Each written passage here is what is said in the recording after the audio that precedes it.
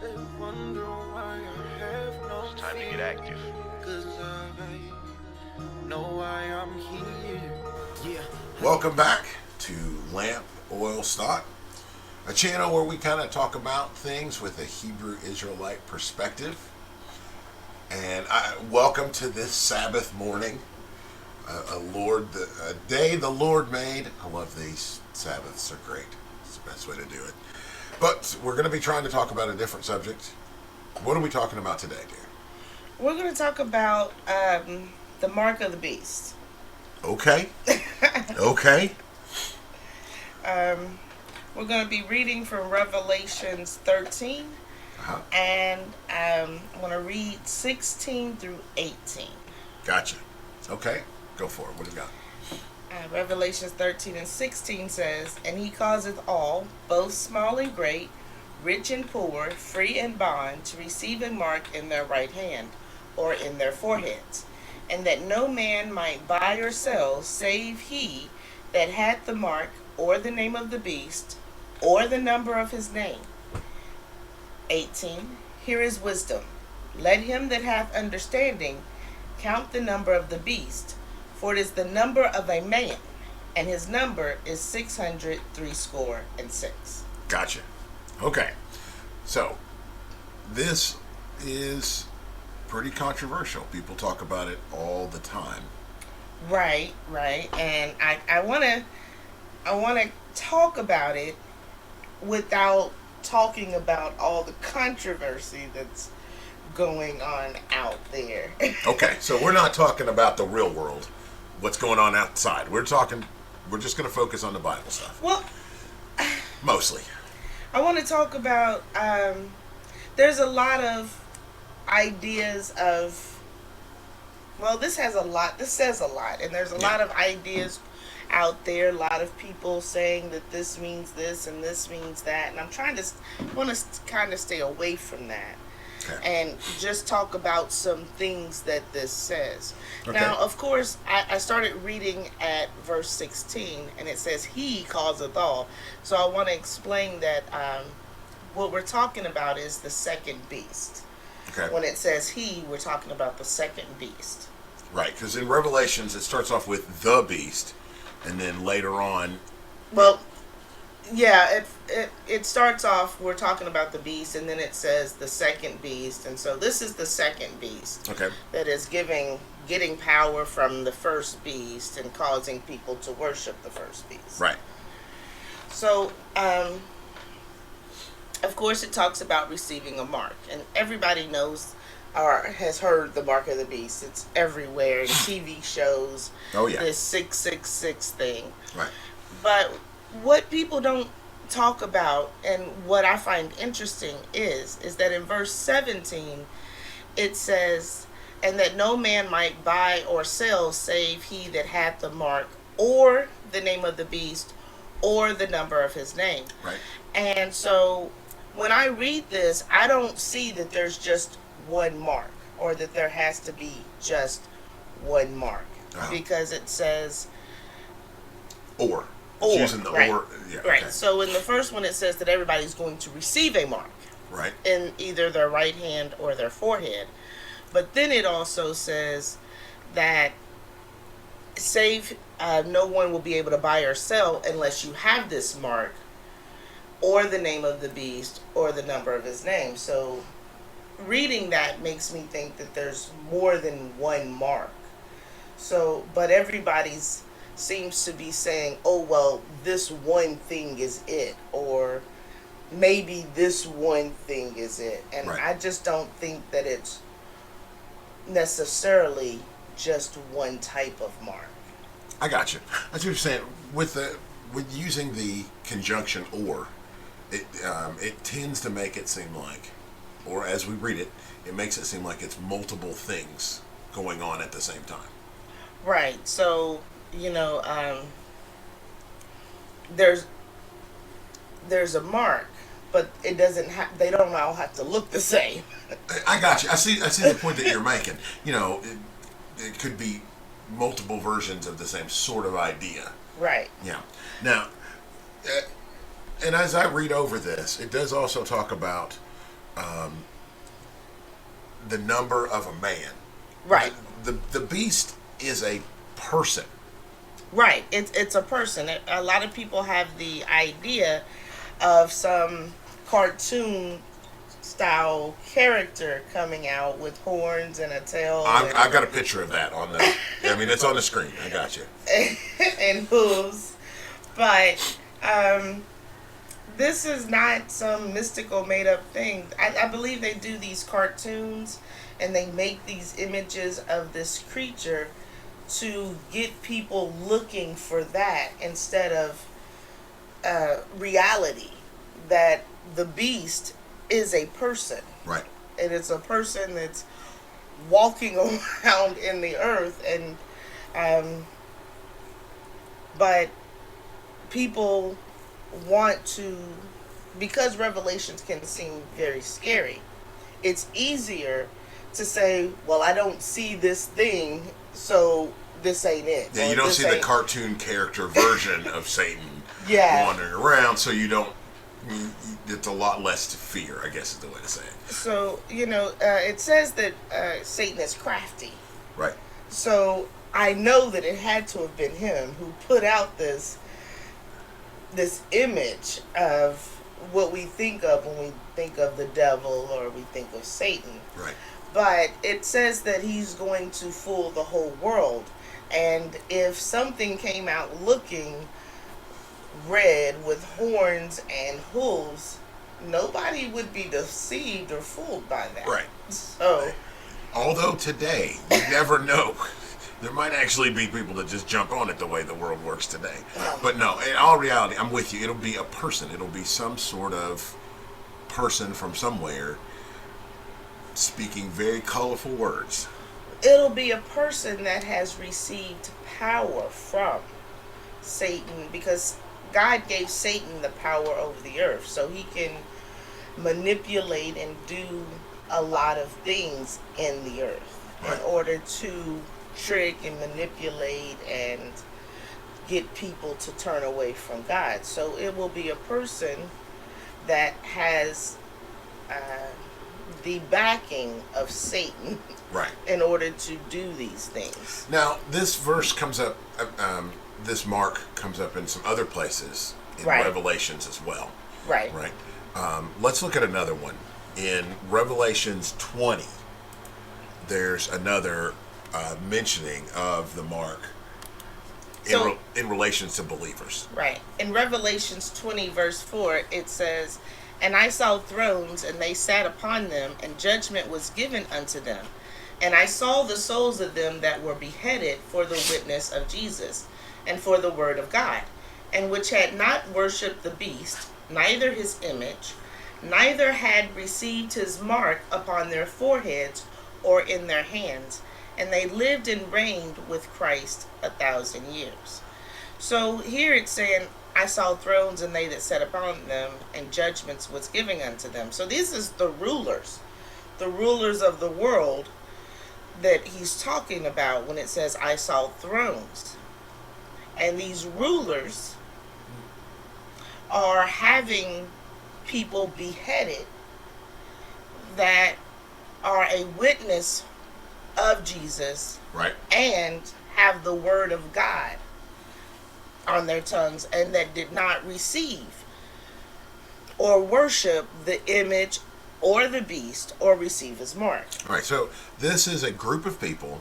Okay, so we're talking about two different groups of people at the same time. We have a group of rulers Right. that are forcing people to get the mark, or they are beheaded. Right. And these people who don't take the mark and don't worship and don't, they don't do any of these things, they end up being beheaded, but then they end up in the end reigning with Christ for 1,000 years. Right. But again, it says, "I saw thrones." So these are, again, people. These are people. These are not some type of mystical cartoon characters. Right. This is not some spiritual thing that you cannot see. These are people of power that are doing these things. And see, that's something that we, with people that I talk with, and you as well, they look at Revelations as total symbolism. Right. No, it's not events which will happen. It is simply symbolism of something, and I think that really can miss a lot of the point. Yes, there's symbols in there. There is symbology that takes place, but this is also outlining events which will take place or are presently taking place, because Right. when you look at if we go back to Revelations 13 and we look at verse 17, it says, and that no man might buy or sell save that he had the mark. Well, if we look at this verse, we know that Satan is crafty, right? So it's not going to be an immediate thing. At first, he's going to make it a choice of you receiving whatever mark it is, or whichever mark. After he makes it a choice, he's going to then start forcing people to receive the mark. And then those who don't, he is going to start to behead. Right. Now, and that interpretation of what's going on comes from when you read Revelations in order. If you don't skip around. I mean, like right now we're not reading the entire scripture. Right. But if you read it in order, it begins with it doesn't say offer, but it just says makes the entire world to take. Right. And then later on, it talks about the beheadings. Mm-hmm. So that implies that it's an offer first, and then more strict, and then more strict until we get to actual forced beheading if you say no. Right. And, so the problem with this being the way it is that when they start to offer the mark of the beast, they're not going to say, hey, people, this is the mark of the beast. Would you like to take it? Right. Right? They're going to come up with some reason why people need to take this mark. Well, it could be as simple as the buying and selling. Right. And if you don't buy and if you don't take it, then they're going to make it hard for you to be able to buy or sell. Right. So when it first comes out, people will say, oh, well, that's not the mark because I can still buy or I can still sell. Right. So they may get it because they say, well, it's hard to live, with these restrictions. Right. So it's not the mark of the beast because they're not forcing me to get it, so I'm going to go ahead and get it. Right. By the time they realize it is the mark of the beast, it's going to be too late. Yeah. They've already taken it, and so they're already doomed, and it doesn't matter. But of course, after they get it, their heart is going to start to harden anyway. So they're not going to care once they realize for sure that it is the mark of the beast. Now, see, the harden of heart thing, that comes up that comes up in a couple of places. All right. And I'm glad you brought that up because in Revelations, as you read through, it does talk about man's heart becoming hardened. And we get a better explanation of what that is in Exodus dealing with Pharaoh. Okay. Because in the beginning of it, it says he hardened his own heart. And then as it goes on, it says, his heart became hard. And you have to remember what was going on in Exodus at that point. This is during the plagues. He becomes stubborn. Right. And unable to change his mind. Exactly. So, and that seems to be could be what happens with the mark. You have these people who get it, and they become stubborn, staunch supporters of it, I guess might be the way to put it. Right. Well, you have to remember that all of this leads to beheadings. So how do you get a mother to say that she wants her child's head to be cut off? How do you get, a daughter to turn on their mother or their dad? Right. It has to be through a hardening of heart. They are going to believe that what they're doing is best and is right, and so they are going to hate anybody who does not agree with it, to the point eventually of death. Right. Right. Now, that last verse we read over in Revelations 20. In Revelations 20, it brings up a couple of points here. If we start roughly in the middle of it, where it says, and which had not worshipped the beast nor his image, neither had received a mark on their forehead or their hands. Let's talk about worship for a second. Okay. Because worship involves more than just, could be more than just going to a church to pray.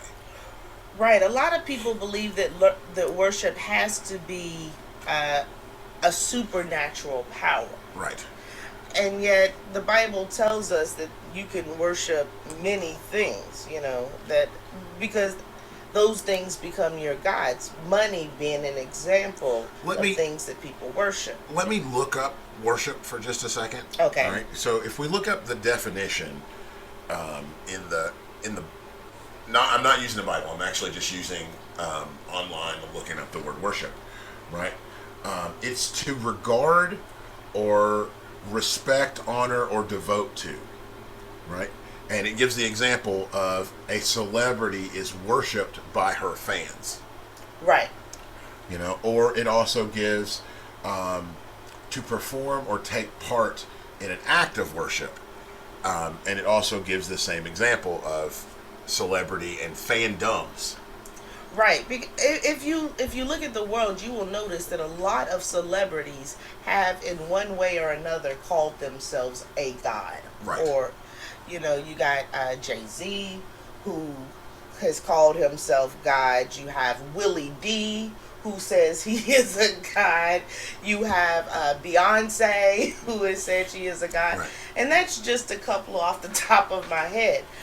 But you also have self-worship, which is a huge problem, where people feel like they themselves are captains of their own soul. They can determine what is good or what's not good or whatever unto themselves. Right, but you also have, if you look at, say, scientists, a lot of people worship scientists. If a scientist says that salt is bad for you, they be like, oh my God, salt is bad for you. You got to stop eating salt. If they say, oh no, sugar is bad for you. Oh my God. Or I like Pluto, right? At one point, Pluto was a planet, and then it wasn't a planet, and I don't keep up with them, so I'm not sure if it is or isn't a planet at this point. But if a scientist says something, people jump on this boat of, well, then that has to be true. Well, then you're worshiping science. Right. So anything that you give your trust in, or that you admire more than you admire the Most High, you are worshiping. Right. And we have a lot of idol worship going on in the world at this moment, and people don't understand that it is idolatry. No one walking should have that sort of trust, that unquestionable trust. I did a video and I asked a question about somebody and I had so many people attacking me because they felt like this person was beyond reproach. And I was like, so now she has become an idol of worship in these people's eyes. I'm not saying that the person I talked about believed themselves to be a god. Right. But she definitely has people that watch her, that look at her as if she is a god. Right. And see, this is the thing. As it talks about the worship and it talks about the mark, not knowing what this mark is or how it's going to be distributed or anything like that. when I think about the Bible itself, and it gives you the Ten Commandments in the beginning, as we go through, it tells you not to put any God before the Most High. But so many people, I'm going to talk about America for a moment, put everything above the Most High. That's the thing, and that's the thing that is so scary to me. Who knows what form the mark is going to take? You just don't know what form it's going to be, and or how many different forms. But right. our money says, "In God we trust." But I have to wonder, which God was it talking about when it said that? Absolutely. And two, it's just lip service, because it doesn't seem as if anybody trusts in God. If so, we wouldn't be in lockdown. If people trusted in God, there'd be no lockdown, because those people who God has chosen for whatever reason to die would die, and those people that God has chosen for whatever reason to not die wouldn't, and that would be the end of it. Right. But we have science. No, yes, we do. We have science now, and man is trying to make its own determination as to who's going to survive or not survive or whatever it may happen. We have science, and we have thrones. But that's really all I wanted to say on this topic. There's a lot that can be talked about when it comes to the mark of the beast and Revelations. Because there are so many different ideas and thoughts about how this is and that isn't, I don't really want to try to delve into that. I just wanted to talk about a couple of things that seem pretty concrete. I understand. And that's the other thing too. There's another verse, I don't have it right here in front of me, where it talks about you should have the word in front of your eyelids at all times. Right. And the idea being that you are meditating on the word, you're thinking about it, you're trying to apply it to yourself and those type of things. And I think if people are doing that, if we believers are constantly asking questions of the Bible, trying to understand it better, the odds of avoiding the mark are going to be so much greater than if you lock down what you think it. Oh, I think it's this and it's whatever, and then that's all that you're looking for. And when something comes your way, you compare it to this concrete image you got in your head. Oh, it's got to be a tattoo that is this, and this isn't a tattoo, so this isn't it. If people do that, I really feel like you're missing the point. Right. The whole idea is to be constantly asking questions of the Bible, trying to understand it, trying to develop that personal relationship with the Most High. Of course, if you have some different understanding or interpretation of this, please write it down and give us a comment and let us know. We are not infallible. Of course not. And that is the goal. You never know. Somebody might see something out there or whatever it may happen to be that can really shed some light on it. Maybe it's a different part in Revelations. Maybe it's something else or whatever it may happen to be that can really bring some light and sharing and understanding to all of us. Because we're all in this. All of us believers are trying to get a clearer picture and a little straighter path to the Most High. So, thank you all so very much for spending a little bit of time listening to us conversate on this particular topic. And once again, I hope you have a wonderful Sabbath and you spend some time with the Most High. Check us out on any of our channels. If come by and look and check out some of our other videos, there's my shameless plug. So, leave us a comment, a like, Or dislike. or whatever you may happen to have down through there. You got anything else? Kwame Asherala. I had enough, so don't you interfere with my quest, cause my anger is my chest. Go ahead, you stay mad.